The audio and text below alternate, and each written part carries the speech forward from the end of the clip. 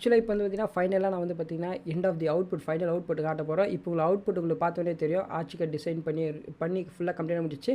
But இதுக்கப்புறம் என்ன பண்ணணும்னு பார்த்தீங்கன்னா அந்த எட்ஜஸில் வந்து சைட்டாக இந்த பெரிமிஷன் பண்ணால் வந்து லைட்டாக பிசுறு வந்து நிறையா வந்துட்டு இருக்குது. அது எல்லாமே என்ன பண்ணணும்னு பார்த்தீங்கன்னா அந்த சாண்ட் மிஷின் இருக்கும் தெரியுமா, அந்த சாண்ட் மிஷின் வச்சு எல்லாத்தையும் வந்து கொஞ்சம் அந்த பிசுறு கடலாம் கொஞ்சம் நல்லா